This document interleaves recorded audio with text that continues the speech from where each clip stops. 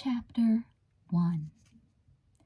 It was 4 o'clock on a rainy Tuesday afternoon, and Elizabeth Wakefield was looking down at her sopping shoes, a rueful smile on her face. It figured that she'd missed the bus on one of the few rainy days they'd had all winter, and it also figured her twin sister, Jessica, would have taken the Fiat they shared to run an errand for the cheerleading squad. Elizabeth sighed. There were still 4 blocks to go before she got home, and at this rate she could practically swim. Usually Elizabeth loved walking home. Sweet Valley was such a beautiful place. Its streets were lined with lush trees and colorful flowers that blossomed all year round, and there were occasional dazzling glimpses of the Pacific. But that afternoon, Elizabeth would have preferred to be dry in the back of the school bus, or better still, in the driver's seat of the Fiat. If only Jessica had thought to ask her before. Elizabeth squelched the disloyal thought before she could finish it. Jessica was Jessica, and that was all there was to it. Though she was only 4 minutes older than her identical twin, Elizabeth had always felt strangely protective of her, and she was annoyed with herself now for criticizing her sister's behavior, even to herself. "I've just got the winter blues," Elizabeth said aloud, zipping up her jacket against the cool breeze and shifting her books to the other arm. She quickened her pace, lowering her head as she hurried into the wind. Elizabeth knew she didn't have anything to complain about. Winter in Sweet Valley was incredibly mild. On most days it was warm enough to go to the beach or sit outside by the pool in the Wakefield's backyard. And that particular winter, the weather had been even milder than usual. Both twins had been able to keep up their light golden tans. Still, it seemed to Elizabeth that the midwinter blues were unavoidable, whatever the weather, and she had a bad case of them lately. It wasn't like Elizabeth not to be in the center of school activities, but for the past few weeks she had been feeling down. Not that anything specific was wrong. Elizabeth was a good student with a flair for writing. She was still working hard for the Oracle, the school newspaper. Roger Collins, the handsome young English teacher who was the faculty advisor to the Oracle, had encouraged Elizabeth to enter an essay contest several weeks before, and that had kept her busy as well. But her heart hadn't been in it. Her essay titled "Double or Nothing" was Elizabeth's attempt to describe how it felt to be a twin. Maybe that was part of the trouble, she thought now, slowing down as she approached the Wakefield's pretty split-level ranch house.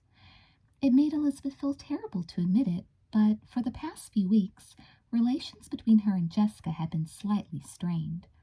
Usually Elizabeth got a kick out of her sister's impetuous, slightly zany behavior, but lately it hadn't seemed like fun. In fact, Jessica was starting to drive Elizabeth up a wall. It struck Elizabeth now that part of the problem was that the twins always were expected to live up to the characteristics they were known for.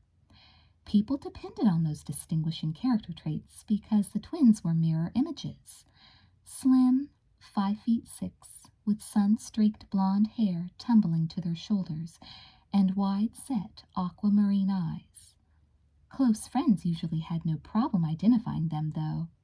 Elizabeth dressed much more conservatively than Jessica, who usually looked like a model on the cover of the latest fashion magazine. She went through fads with so much enthusiasm and energy that Elizabeth sometimes couldn't believe she found time for everything else in her life. Change was Jessica's favorite word, whether it meant a new perfume, hairstyle, boyfriend, or hobby. "She's like a whirlwind," Elizabeth had exclaimed once to Enid Rowlands, her best friend. "And you're so dependable," Enid had said loyally. Elizabeth sighed as she remembered that conversation. That was exactly what everyone always said about her. She was dependable. Loyal, steady, hardworking. All complimentary terms, but hardly exciting. Elizabeth had always worked hard to live up to her reputation. She always met deadlines, both for homework and writing assignments for the newspaper. She was always on time and would never be caught without her wristwatch. She was considerate of her friends' feelings and tried to be a good listener, reminding herself that a writer had to be an observer of life. Listening to other people was the first step. More often than not, Elizabeth had to cover for her twin, who considered traits such as dependability or promptness downright dull. Jessica lived by her own rules, relying on her charm and her loyal sister to get her out of the scrapes she invariably got herself into. As she let herself into the house now with her key, Elizabeth found herself wishing that Jessica would be more considerate and more dependable. Take that afternoon, for instance. All Jessica had to do was ask her if she wanted a ride, instead of charging off with Amy Sutton to look for new pom-poms for the cheerleaders. Elizabeth grimaced as she kicked off her wet shoes. "I'm just being a brat," she told herself, wandering in her stocking feet through the Wakefield's pretty front hall to the kitchen. She poured herself a glass of root beer and took a swallow, already relenting as she looked out at the rainy backyard. It was just the time of the year that was getting her down, she thought. After all, she had everything going for her: a wonderful older brother, the best parents in the world, and her boyfriend, Geoffrey French, whom she felt incredibly close to. And there were plenty of things to look forward to, she reminded herself. Everyone at school was getting excited about the big winter carnival coming up in a little over 2 weeks. The carnival was one of the biggest events of the year, an incredibly special weekend for juniors, seniors, and Sweet Valley High alumni. It was held at Mont Blanc, a ski resort located an hour and a half away from Sweet Valley. The year before, Elizabeth and Jessica had heard about the carnival from their older friends, and they had both been looking forward to this year, when they could participate themselves. Elizabeth knew this year's carnival was going to be fantastic, and she was lucky that Geoffrey was looking forward to it as much as she was. The more she thought about the carnival, the more her spirits lifted. Her brother, Stephen, would take time off from college to attend the carnival too, which would make it even more special. She had every reason to be excited about the whole thing. Elizabeth was humming as she looked through the mail her mother had left on the counter in the kitchen. There was no mail for her that day. Elizabeth was disappointed. She and Enid had been eagerly waiting for the results of a contest they had entered. A local TV station was starting a brand new trivia game show, which would star teenagers from the area pitting their trivia knowledge, team by team, against each other. As a public relations gimmick, the TV station had run a contest for its initial contestants. One two-person team would be chosen from Sweet Valley High and one two-person team from Westwood High. The winners of the first round would appear on television in the first official trivia show telecast. Enid and Elizabeth were trivia buffs and knew they would have a good shot at winning if they were chosen. They were so enthusiastic about the idea that they had spent hours on their entry form, which consisted of 10 sample trivia questions and an idea for the name of the new program. The selection was supposed to be made any day now. Since it was expected that there would be a number of correct entries, the final decision would be made by a drawing. Elizabeth's reverie was shattered by the sound of the Fiat pulling up the front driveway. Jessica was home, and as usual, her entrance was accompanied by an incredible clatter. Doors slamming, books crashing to the floor, and an eager voice shouting, "I'm home!" "I'm in the kitchen," Elizabeth called, smiling despite herself. She admired her twin's energy, even as she found herself wishing Jessica would calm down every once in a while. "Liz, you'll never believe in a million years. Amy just told me. I'm so excited. You know that trivia contest KSVC is running?" Jessica gasped, hurrying into the kitchen and opening the refrigerator door. Cold lasagna," she added, prying off a lid from a Tupperware container. She got a fork, sat down at the table, and began to eat. "What about the trivia show?" Elizabeth asked. "I have to thank you, Liz. If it weren't for you, Amy and I never would have entered. But when we saw you and Enid doing it, it looked kind of fun. We even swiped some of your answers. I hope you're not mad." Elizabeth stared. She'd had no idea that Jessica and Amy had entered. She waited uneasily for Jessica to finish her story. "Well, guess what? We won!" Jessica exclaimed triumphantly. "Isn't that great? Amy got the phone call while I was over there, and—" "Don't tell me," Elizabeth said, her blue-green eyes narrowing. "You and Amy are going to be on the trivia show?" Jessica nodded, thrilled. "Isn't that fantastic? They even want to call the show Trivia Bowl, like we suggested." Elizabeth felt her eyes fill with tears. It wasn't fair. Jessica and Amy couldn't have won. They just couldn't have. "What's wrong?" Jessica asked, still gorging herself on lasagna.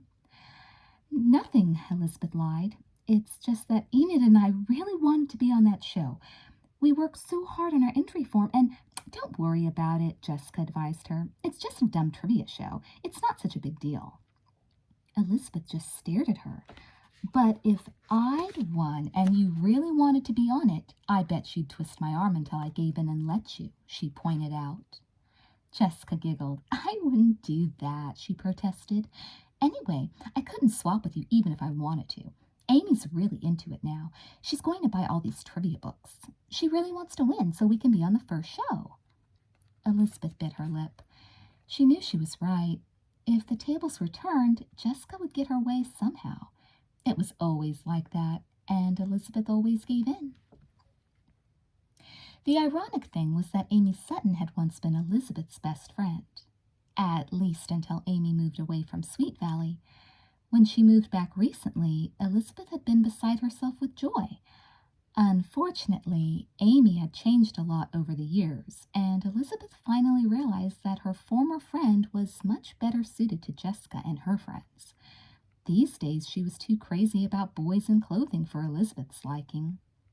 Now, Elizabeth felt that Amy had betrayed her. Sure, they had won the drawing, but only those contestants who had the right answers were eligible for the drawing, and Amy and Jessica wouldn't have had the right answers if they hadn't looked at her and Enid's entry.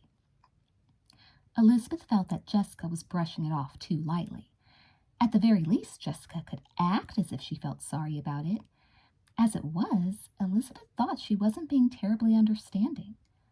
Elizabeth was irritated about the whole thing. She was about to tell Jessica how she felt, but the phone rang and her twin lunged toward it. "Hi, Amy," she sang out happily. Elizabeth sighed and dragged herself out of the kitchen and up the stairs. So much for the trivia show, she thought unhappily. It looked as if the midwinter blues were here to stay. Chapter 2. "Hey," Enid said, pushing her tray back and eyeing her best friend with concern. "You haven't heard a word I've said." Elizabeth sighed and stared down at her uneaten sandwich. "I'm sorry," she said unhappily. "I guess I've just got a lot on my mind, Enid. You were talking about the winter carnival, right?" Enid smiled sympathetically. "That's all I've been talking about lately," she conceded apologetically. "I don't mean to be a bore, Liz. I'm just so wrapped up in the whole thing because of being co-chairperson of the dance committee." "Enid, I'm the one who ought to apologize," Elizabeth said sincerely. "You're absolutely right to be excited about the dance. It's practically the biggest part of the whole weekend." Enid giggled. "Guess what Winston wants to call it?" she asked, her green eyes sparkling. Winston Egbert, the acknowledged clown of the junior class, was Enid's co-chairperson. The dance was the highlight of the carnival and was traditionally held on Saturday night in the ballroom of the Mont Blanc Inn. Elizabeth knew Enid and Winston had been planning the dance for the last week or two. Elizabeth thought for a minute. "Something silly, I bet." "The snowball," Enid said, and giggled again. "Leave it to Winston, right?"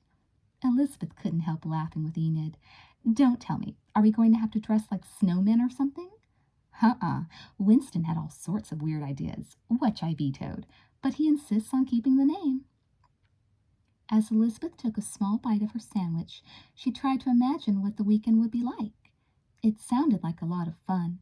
Cars and buses would leave from the school parking lot early Friday afternoon, And Friday night the festivities would begin with an opening party at which Ms. Nora Dalton, the pretty young French teacher, and Mr. Collins would officiate. Quite a few of the teachers had signed up to be chaperones, and the arrangements at the inn had been made. 4 students to each room. Elizabeth would be rooming with Enid, Olivia Davidson, and Regina Morrow, and she knew the 4 of them would have a lot of fun together.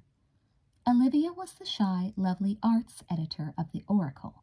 She had a great sense of humor beneath her reserve, and Elizabeth was sure she would be a fun weekend roommate. Regina Morrow had always been a special friend, very beautiful, with her raven black hair and huge blue eyes. She had been discovered by a local modeling agency and had won a coveted opportunity to be a cover girl for an issue of Ingenue magazine. Regina had spent some time in Switzerland, but now she was back in Sweet Valley, and the winter carnival weekend would be all the more special with her around to share in the fun. It sounded as if the weekend was going to be action-packed. Amy Sutton was organizing a miniature ice show that would take place on the rink outside the inn on Saturday afternoon. 2 star athletes from the junior class, Kid Matthews, the blonde captain of the football team, and Bill Chase, who had won medals as both a surfer and a swimmer, were setting up a mock Winter Olympics, which was going to run all day Saturday and Sunday. The students would be divided into 4 teams when they arrived at Mont Blanc, and their activities would be judged and awarded points, either on an individual or team basis. At the end of the weekend, one team would be announced the winner, but there would be indoor events as well. For anyone who did not enjoy outdoor winter sports, the lodge would supply card and board games, ping pong, and of course, a good stock of steaming spiced cider and hot cocoa. "It's going to be so much fun," Enid said happily as she finished her salad. "I think it's what we all need," she added, looking closely at Elizabeth. "It's always good to have a break in the middle of winter." Elizabeth said thoughtfully. She was looking forward to the carnival, too, but it was posing some problems. "Enid, what time does the opening party start on Friday night?" "I think about 7. It's going to be a pizza party, I think. Mr. Collins doesn't want it to last too late because he thinks we'll all be exhausted, and he wants everyone to be ready for the big day on Saturday." Elizabeth looked upset. 7? She murmured. She had been afraid of this. "Enid," she asked ruefully, "what have I done to get so unlucky all of a sudden?" "What do you mean, unlucky?" Enid asked. "You're not still upset about the trivia show, are you?" "A little," Elizabeth replied. "I mean, I wouldn't be upset if we'd lost fair and square, but it seems kind of rotten for Amy and Jessica to get in the show when they stole some of our answers and didn't even really care that much about it until a few days before the deadline. When I think about all the time we spent on those silly questions..." "Well, it's annoying," Enid agreed, "but I don't think it qualifies you for being jinxed." She took a sip of her milk. "Is anything else wrong?" "Well, it looks as if I'm going to have a hard time making the opening party of the carnival," Elizabeth said, frowning. "And I really hate to miss it. I know it'll be fun, and Jeffrey's going to be disappointed." "What's the problem?" "Todd called last night," Elizabeth told her, crumpling up her lunch bag. "You remember he's coming in for the carnival, right?" Enid nodded. Todd Wilkins had been Elizabeth's steady boyfriend for a long time before his father's company transferred the family to Vermont. For a while, the couple had tried to maintain their relationship despite the distance, but eventually they realized it wouldn't work. Elizabeth had been surprised to discover she didn't mind that much when Todd fell in love with someone else. But it had been a long time before she felt anything for another guy. Jeffrey French was the first. When Jeffrey's family moved to Sweet Valley from Oregon, the blonde junior had attracted a lot of attention. Jessica's good friend Leela Fowler developed an instant crush on him and proceeded to do everything in her power to get him to reciprocate her feelings. At the same time, Elizabeth had been trying to act as matchmaker for Enid and Jeffrey. She smiled now, remembering what a failure her attempt at matchmaking had been. She'd been such a dope that she hadn't even realized that Jeffrey wasn't interested in Enid or Leela, but in her. That was all history. She and Jeffrey were serious about each other. They had wonderful times together, and Elizabeth trusted him with all her heart, and she knew he trusted her, too. But they hadn't had to confront the problem of Todd yet. Geoffrey knew that Elizabeth and Todd kept in touch, but she had always had a suspicion that Geoffrey wasn't that crazy about the idea. Sometimes Elizabeth wondered if that could be traced to the fact that Geoffrey hadn't had a serious girlfriend before. There was no girl in his life who could compare to Todd and hers. If he occasionally seemed possessive of her or irrational about her friendship with Todd, Elizabeth attributed it to that. All the same, Elizabeth felt uneasy about the prospect of the two boys meeting, and Todd's phone call hadn't helped ease her anxiety. "Remember that awards banquet he wanted us both to go to?" she asked Enid now. When Todd lived in Sweet Valley, he had been involved with a program in which teenagers volunteered to be big brothers to underprivileged boys in the area. Todd had been assigned to a boy named Timothy Bryce. Even though Todd had moved, he and Timothy still kept in touch. They wrote each other letters and were very close. Todd had had quite an impact on the sixth grader's life, and Timothy looked up to him and depended on him. Timothy had won a scholarship to a basketball camp, and the PTA was holding a dinner for award winners. The PTA wanted Todd to be present, and since the dinner coincided with the carnival, it offered Todd a double reason to return to Sweet Valley. He had asked Elizabeth to go with him to the dinner. Elizabeth had been looking forward to it. "You told me," Enid said, "but isn't that Sunday evening after the carnival's over?" Elizabeth shook her head. "That's what Todd thought the last time he called, but he just found out it's going to be Friday night instead. I guess at this point I really can't get out of it, but I know Geoffrey's going to be upset." She frowned again. "I haven't even told him about it yet," she admitted. "He got kind of upset when I mentioned Todd was going to the carnival, so I thought I'd wait till I knew for sure when the banquet was going to be held." Enid looked sympathetic. "Sounds like things are kind of tense," she said. "It's funny. Geoffrey seems like he'd be so reasonable about things like that. I'd never have guessed he would turn out to be the jealous type." "I know. It's kind of worrying me," Elizabeth responded. In fact, she broke off, seeing Jessica, Amy, and Leela Fowler coming over with their trays. "I'll tell you more later," she whispered, and Enid nodded. Elizabeth didn't feel like sharing her concerns with Jessica and her friends, but she couldn't suppress her worry either. And from the gleeful looks on the faces of the trio approaching, she had a feeling her mood was not about to be lifted. She was right. "Guess what?" Jessica said, setting her tray down with a bang and looking radiant. "You tell them, Amy," she instructed. "We've been nominated for All-State," Amy crowed. "All-State?" Elizabeth repeated. "In cheerleading," Jessica explained, giving Amy a triumphant little hug. "We just found out," she explained, sitting down beside Enid and reaching past her for the ketchup to pour on her French fries. "Isn't it incredible? We're going to have a chance to be the best in the whole state." "That's great," Enid said automatically. Elizabeth didn't say anything for a minute. "It's fantastic," she said at last, wishing she could make herself feel more excited for her sister and Amy. And it really was fantastic, she told herself sternly. Since when had she ever felt anything but pure delight when something great happened to her twin?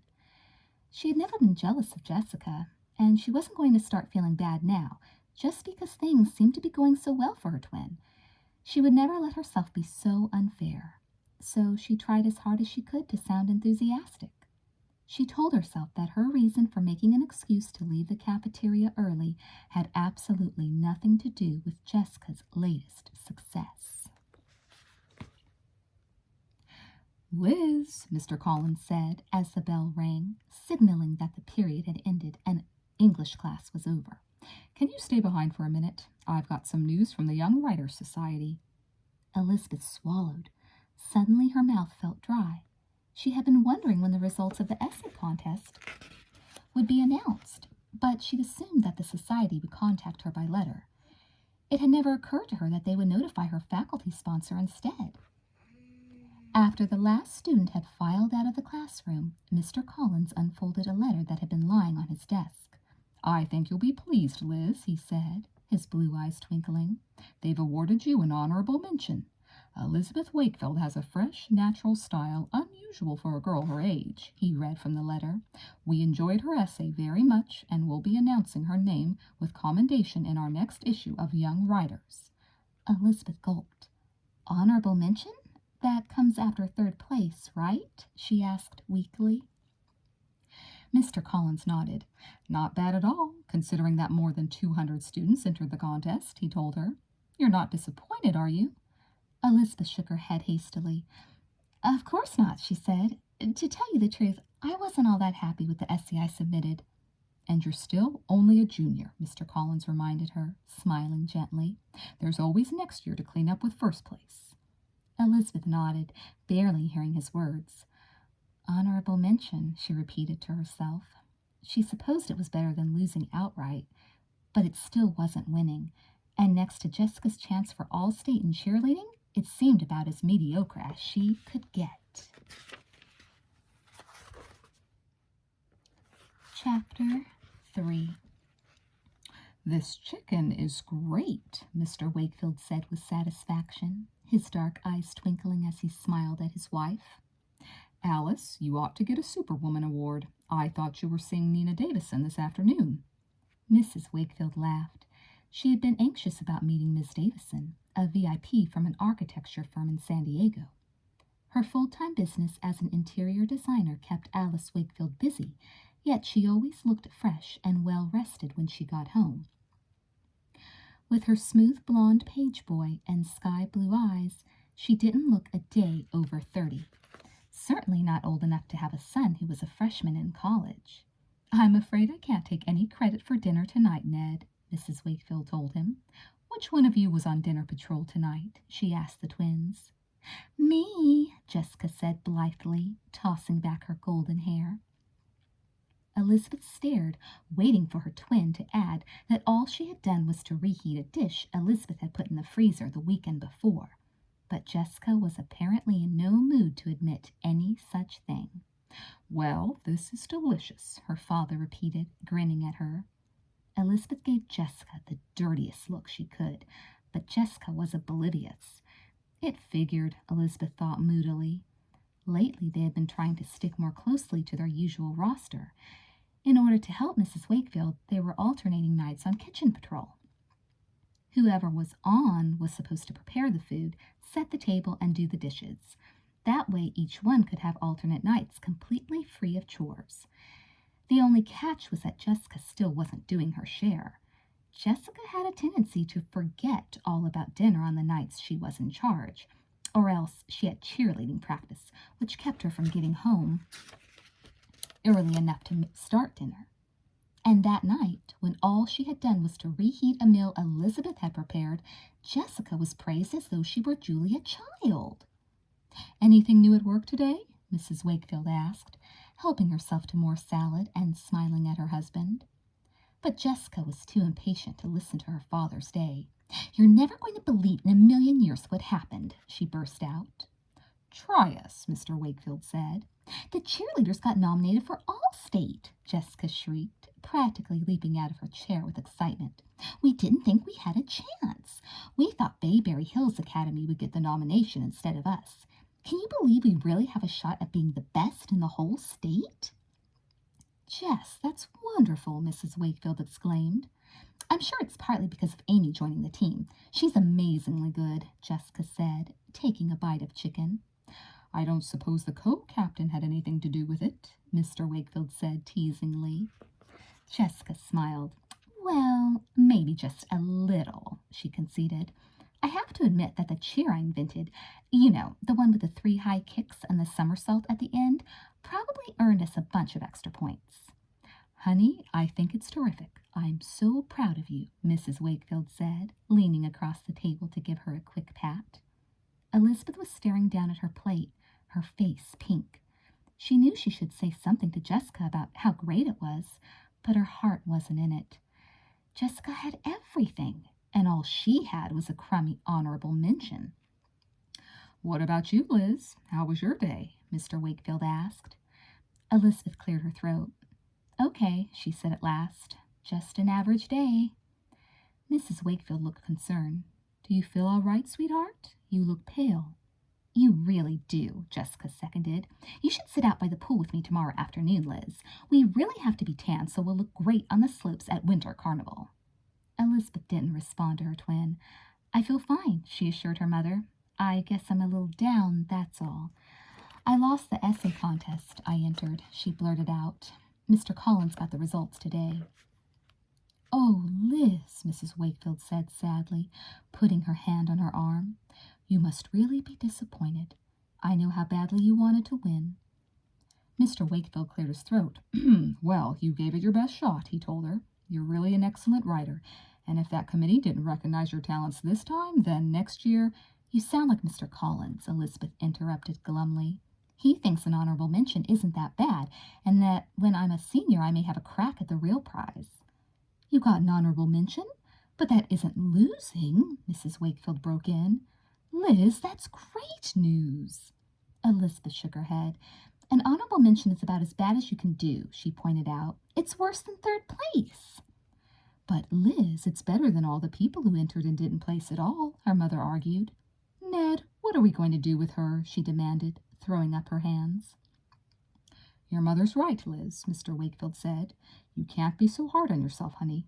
I can understand being disappointed about not winning first prize, but you still have to recognize an honor when you get one. He sat back and looked at his daughters. What a talented pair you are, he said, smiling broadly. I'm proud of you both. Elizabeth stared down at her plate. She didn't care what they said. She knew an honorable mention wasn't the same as winning, and she could tell from the expression on her sister's face that Jessica secretly agreed. It's only an essay contest anyway, Jessica pointed out. Come on, Liz, don't be depressed. Who cares about essays? Elizabeth tried to stay composed, but she was about to burst into tears. She knew Jessica was trying to make her feel better, but it wasn't working. Jess, that isn't very nice, Mrs. Wakefield said reprovingly. How would you feel if your sister said that about cheerleading? Jessica blinked. Cheerleading, she said, is different. Anything else new? Mr. Wakefield asked cheerfully, obviously trying to change the subject. Unfortunately, Elizabeth's spirits were hardly improved by the next topic Jessica seized upon. Amy and I went over to KSBC after school today to meet Scott Hanlon, the guy who's running the trivia show. It's going to be so much fun, she gushed. And we also met the competition, 2 guys from Westwood High. Liz, you should see David Campbell. He's a senior, and he's got the most gorgeous brown eyes that get little wrinkles next to them when he smiles. Sort of like yours, Daddy, she added, turning to her father.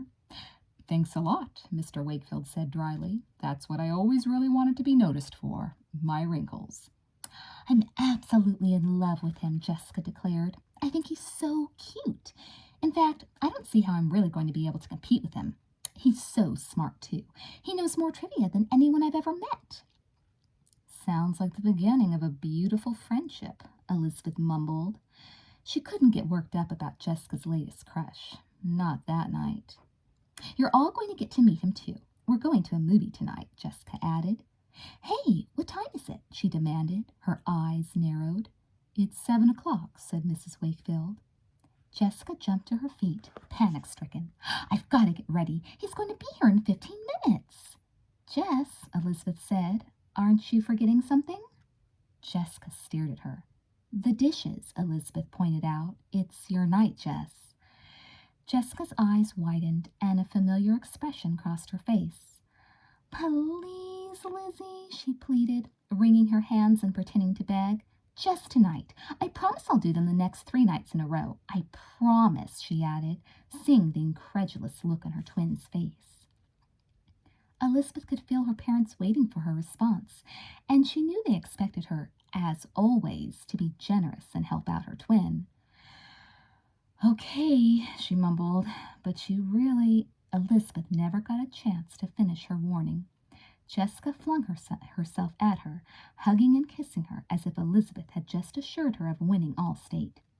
Go on, you're going to be late for the trivia, Prince, Elizabeth told her wryly, extricating herself from Jessica's embrace.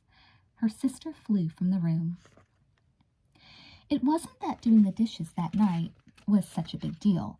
It was the principal that bothered Elizabeth, but she knew there was no point in saying anything to her parents.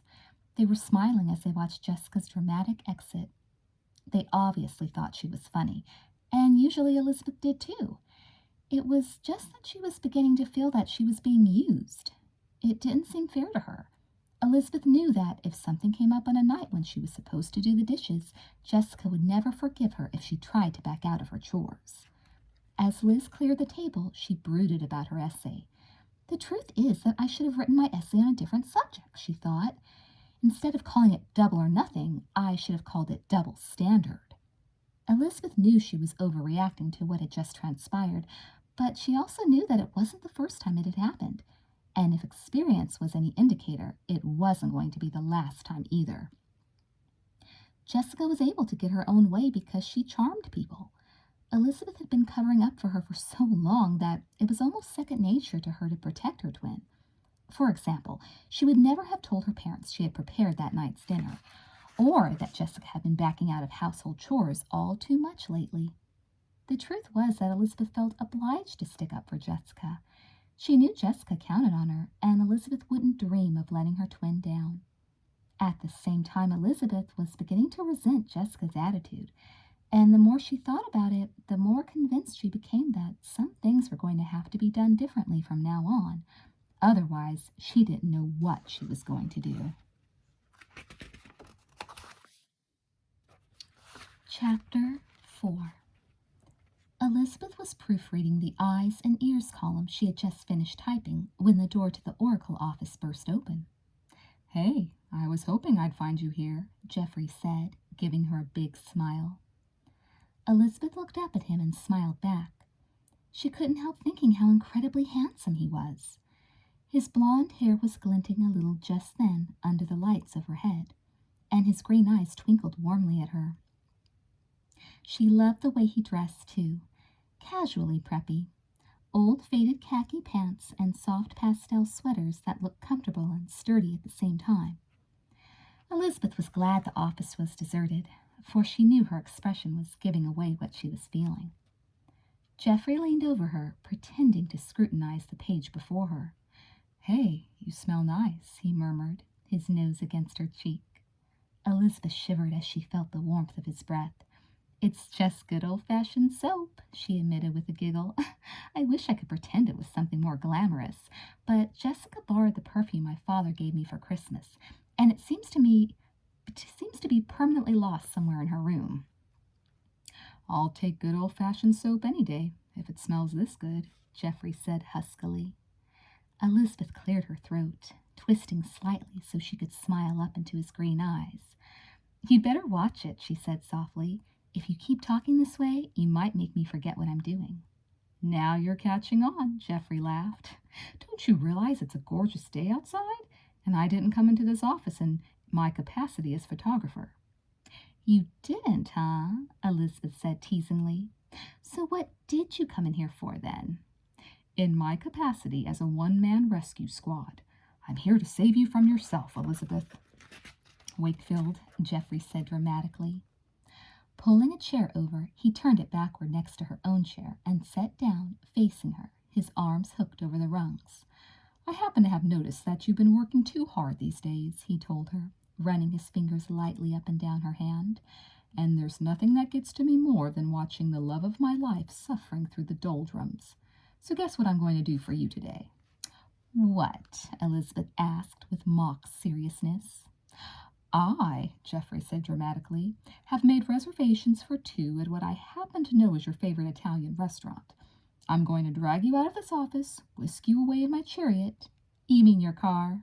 "My chariot," Geoffrey corrected her, smiling. "And I'm going to take you home, where you have strict instructions to languish in a bubble bath and keep that wonderful soapy smell of yours. But you have to be ready by 6 o'clock, or I'm going to turn into a pumpkin, okay?" Elizabeth shook her head, her blonde hair tumbling around her shoulders. "You're too much, Geoffrey French," she said affectionately. "But I have to admit it doesn't sound bad." She cocked her head to one side. "Who knows? I might even find the evening enjoyable." "I can't tell you how flattered I am," Geoffrey said wryly. He jumped to his feet, his face solemn, and proceeded to bow with utmost seriousness. Madame, your chariot awaits you, he said, with a wave toward the door. Elizabeth couldn't suppress her laughter any more. She had to admit Geoffrey's plan sounded a whole lot better than sitting inside proofreading. He was right. It was a beautiful day, and it was going to be a gorgeous evening. The way things had been going lately, she deserved to take some time off to have fun. Elizabeth felt lucky to have Geoffrey around to cheer her up. As she took his arm, she thought his little plan was working. She was feeling a million times better already, and she could hardly wait to sit across from him in a dim, romantic booth at Tiberino's. "Jess?" Elizabeth called as she opened the front door. There was no answer. Jessica was probably out at the pool, Elizabeth thought, making sure her tan didn't disappear. Elizabeth hummed as she hung her jacket up in the front hallway. She couldn't believe how much better she felt. She had been making a big fuss over nothing for the past week or so. Okay, so Jessica had been a little thoughtless once or twice. That was no big deal. After all, it was probably as much Elizabeth's fault as Jessica's. If Elizabeth had been a little firmer in the past, Jessica would never have gotten accustomed to getting away with shirking chores. Anyway, what was so criminal about leaving the dishes when she had a date? Elizabeth felt herself blush as she recalled how irritated she had been. She vowed to apologize to her twin at the first opportunity. "Jessica," she called again, heading through the living room to the glass doors opening out into the Wakefields' patio. Late afternoon sunlight streamed across the backyard and the swimming pool, but Jessica was nowhere in sight. "That's funny," Elizabeth said out loud, her brow furrowing a little. She knew Jessica didn't have cheerleading that day, and it was Jessica's turn to do dinner. She knew Jessica hadn't forgotten, because the twins had talked about it on the way to school that morning. Jessica was planning to make a big salad. "I've decided Daddy needs to watch his weight," she had confided. Elizabeth had burst out laughing at that.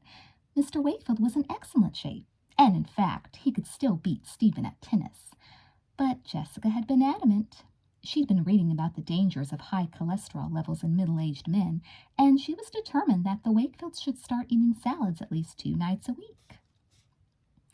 Puzzled, Elizabeth strolled back inside, looking for signs of her sister. The house felt ominously quiet. "Aha!" Elizabeth exclaimed, spying a note tucked under a white canister on the kitchen table. She snatched it up and began to read, her eyes darkening as she understood what had happened. "Dear Lizzie, promise not to be mad at me, but Amy and I need to practice our trivia if we're going to stand the chance next Tuesday. I'm over at the Suttons's and probably won't have time to make the salad. I swear I'll make dinner every night for the rest of the week if you just do it for me tonight. Don't be mad. Love, Jay." Her hand trembling, Elizabeth put the note down. "Don't be mad," she muttered angrily. Who was Jessica kidding? Of course she was mad. No, that was an understatement. She was furious. There was only one thing Jessica was right about. There was no point in getting angry. Elizabeth took a deep breath, trying to compose herself before storming over to the telephone and dialing the Suttons' phone number. There was no way she was going to let her sister ruin her plans with Geoffrey. As she listened to the phone ring, Elizabeth kept telling herself to stay calm. All she had to do was explain to Jessica that she and Geoffrey had made plans.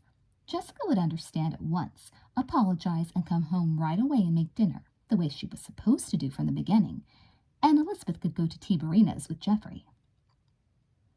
At last the Suttons' housekeeper answered. "Lana, it's Elizabeth Wakefield," Elizabeth said. "I'd like to talk to my sister." "Oh, dear, you just missed them," Lana said apologetically. "Amy and Jessica went out." Elizabeth turned pale. "Went out? Where?" she demanded, twisting the telephone cord anxiously between her fingers. "I'm not really sure, but I think they may have gone to the library to get some books. Something about finding out what the longest river in Africa is. Does that make sense?" Elizabeth felt as if she were choking. "Did they say when they were coming back?" she managed. "No, sweetie, they didn't say," Lana said cheerfully. "You want to leave a message for your sister?" "Yes," Elizabeth said, trying hard to stay calm. "Tell her to call me the minute she gets in, okay?" "Okay," Lana said.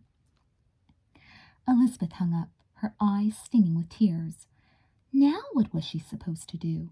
There was no telling what time Jessica was going to get back. If she went ahead and got ready to go out with Jeffrey, her parents were going to come home tired and hungry, and no dinner would be ready for them. Elizabeth knew she couldn't do that, and if she called her mother, she'd give Jessica away. She was just going to have to call Jeffrey and explain what had happened.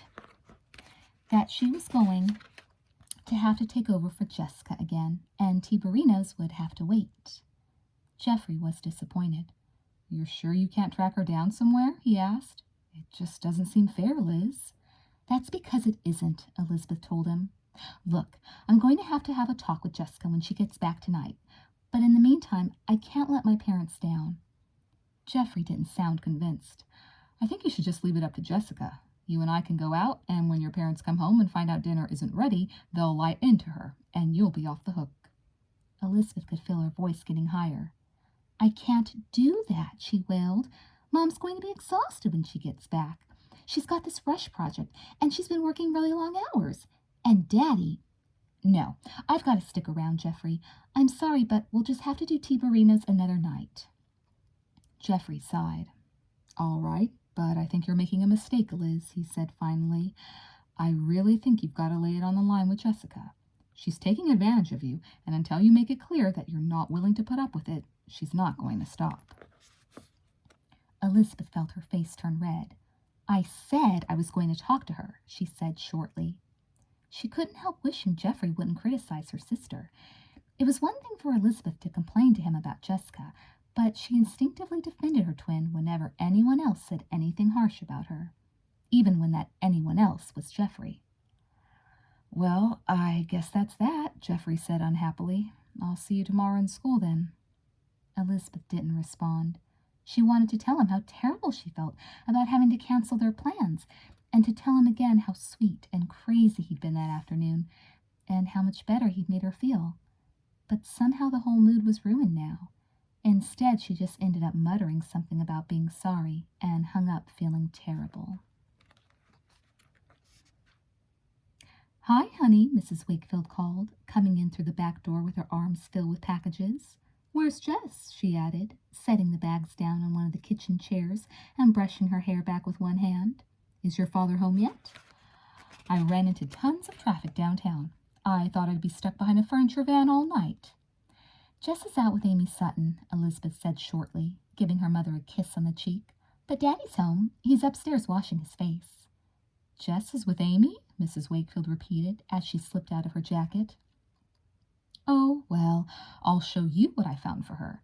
It turned out I had about 45 minutes free this morning, and I had seen a big ad in the paper for the ski shop's midwinter sale, so I thought I'd just run in and see."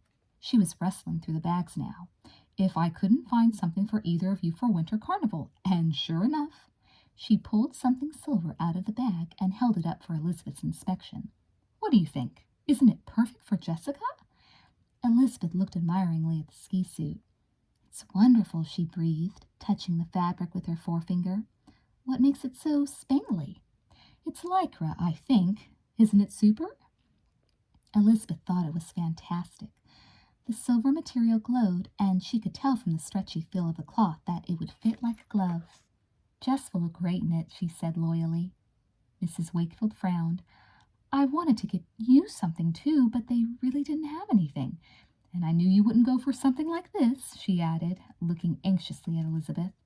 "Did I do the right thing?" Elizabeth swallowed. "Of course you did," she said bravely. "You're right. I'm not really the silver ski suit type. It's much better for Jessica." "Good," Mrs. Wakefield said, looking immensely relieved. "I'm sure you and I will find something. Maybe we can look this weekend." "I don't really need a new ski suit," Elizabeth said, fingering the lovely silver material again. "But you're sweet to have thought of it anyway." "Well, we'll see. Maybe this weekend," Mrs. Wakefield murmured, putting the silver ski suit back into the bag.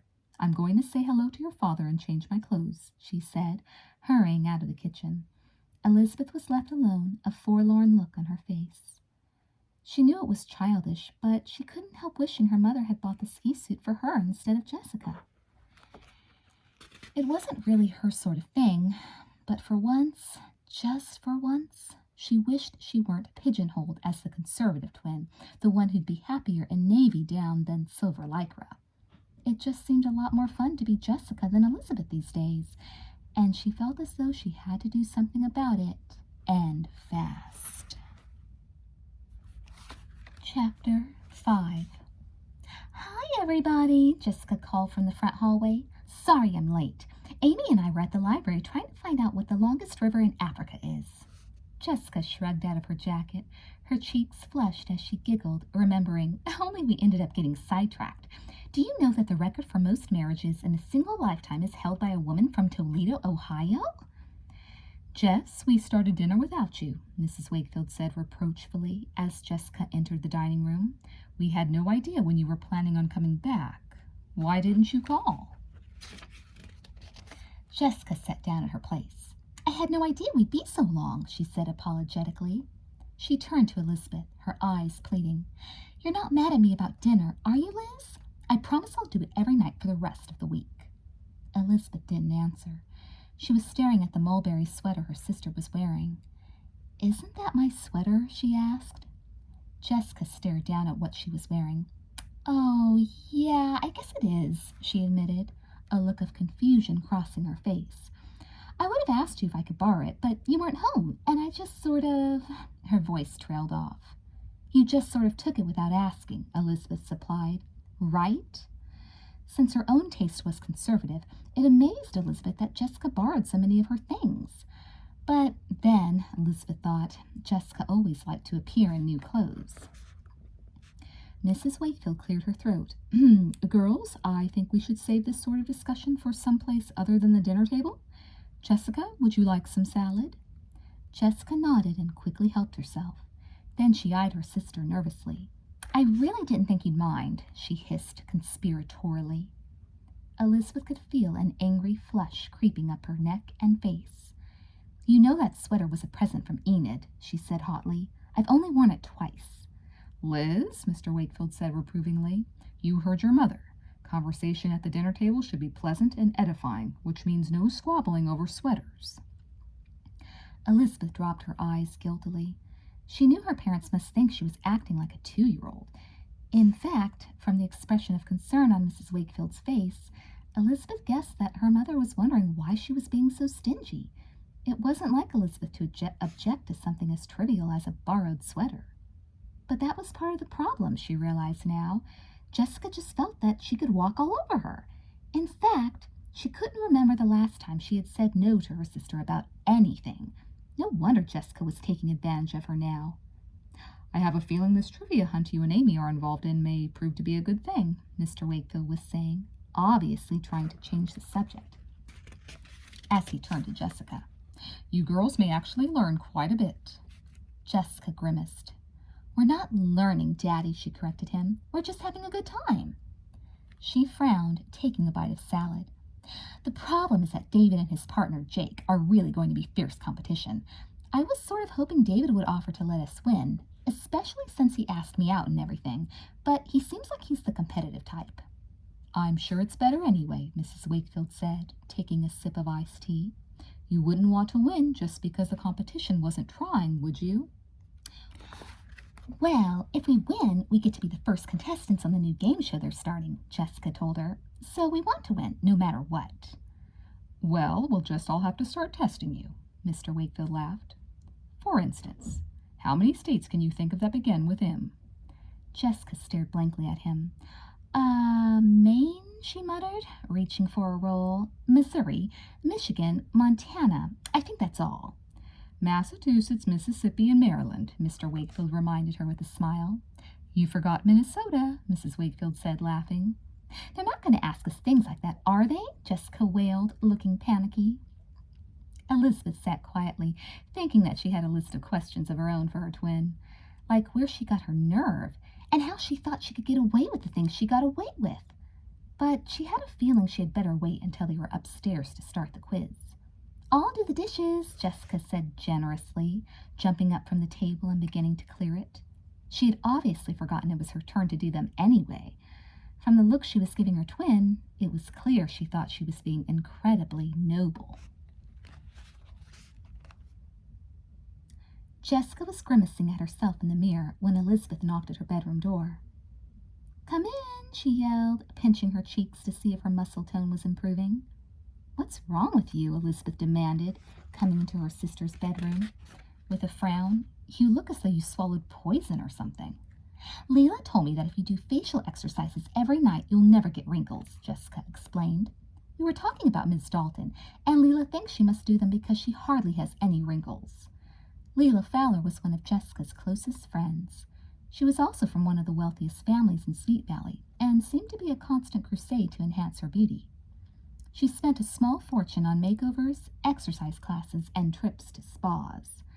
"Miss Dalton's only 25 or 26, Elizabeth pointed out.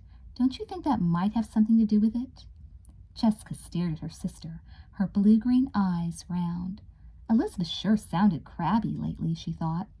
"We didn't mean it as an insult," she protested, enunciating her vowels as much as possible to help stretch her cheek muscles. "Liz, aren't you dying for it to be next weekend already? I can't wait for Winter Carnival. Just think, Steve will be there," she added jubilantly, sure the mention of their older brother would lift her sister's spirits. But Elizabeth was still glowering at her.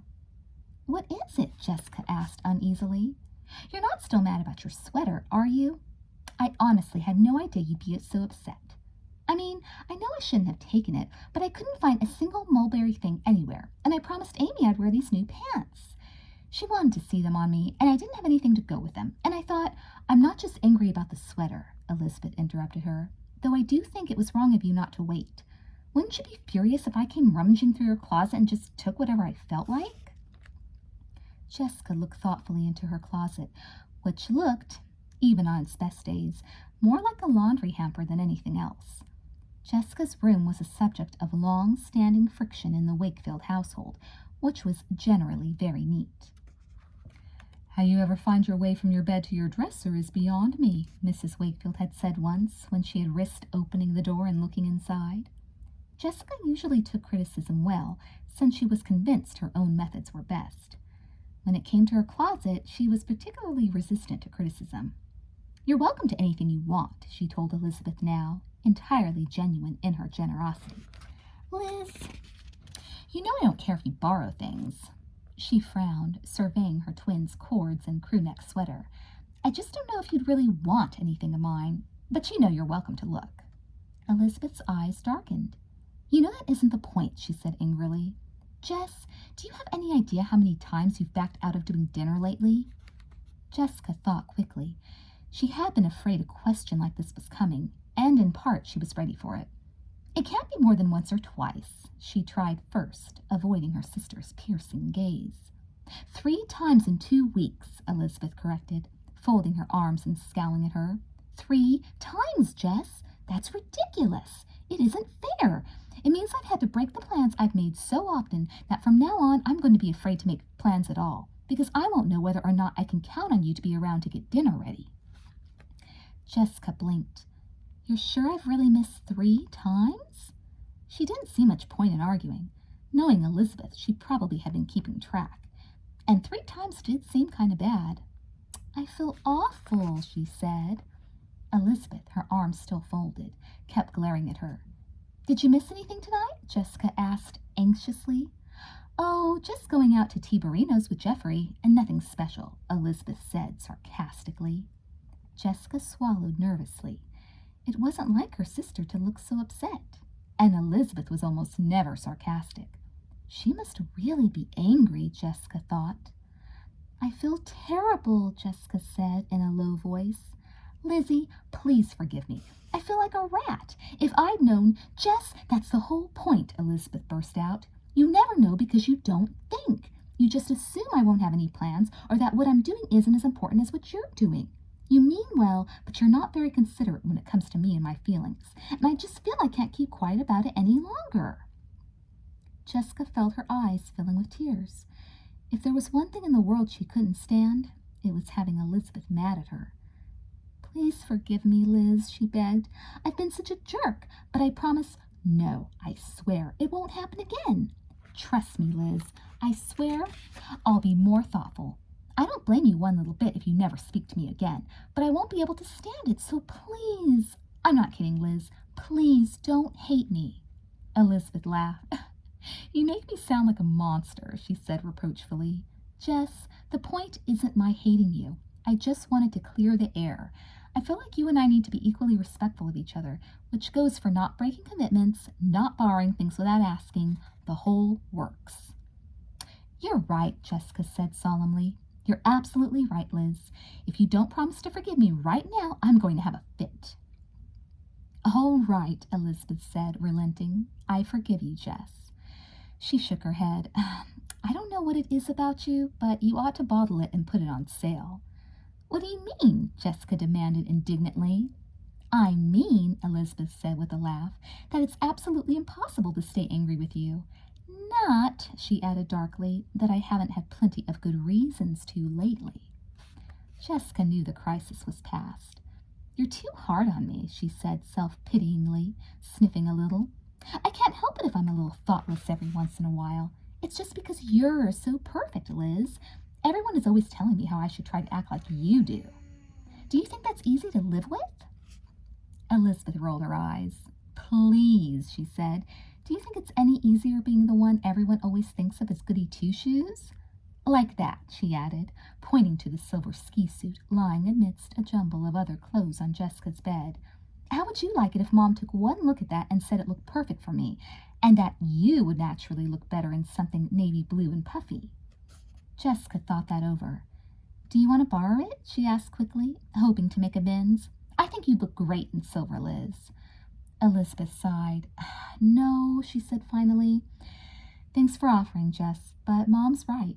I would look better in navy blue. Let's face it, Jessica, the die is cast. You're you and I'm me, and wherever we go, people are going to expect me to be on time and to wear navy blue, and they're not going to expect you to do either. Jessica stared at her sister. She couldn't imagine a worse fate than the one Elizabeth was describing for herself.